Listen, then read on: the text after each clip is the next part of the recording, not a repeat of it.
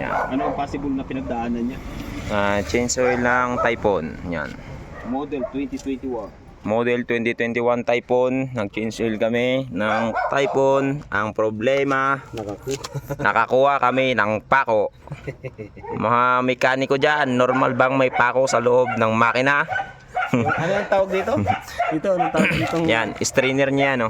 Strainer, may Strainer niya dyan sa loob, nakaganyan siya. Yan. Nung tinanggal namin ito, dinukot doon si strainer at napag-alaman namin, nakita namin na may pako sa loob. Ito, dukutin mo yun to. Dukutin mo muna. Yan. Yung, ito to. Yan, ang pako, ang pako dito namin nakuha sa loob. Doon sa may kanal niya na yan, no? Normal bang may pako na ganito? Uno media. Yan. Hindi na namin kasi kanina na videoan dahil kami nagmamadali. Namangha kami. Namangha lang kami ngayon dahil nakakita kami ng pako sa loob ng makina ng motor doon sa may pinag-change oilan. Ayan. Paano kaya to? Para saan kaya tong pako na to? Baka may karpintero sa...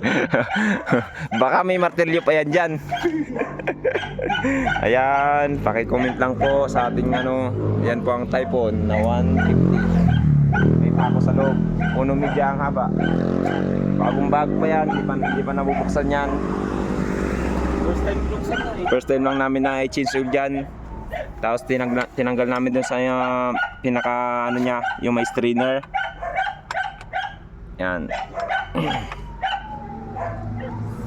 Ito po hindi po kami nagsisinungaling. May pako po talaga dito sa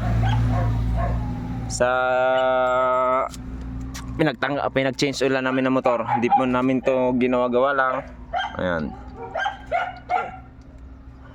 Para saan po kaya itong pako na to? Agay. Okay.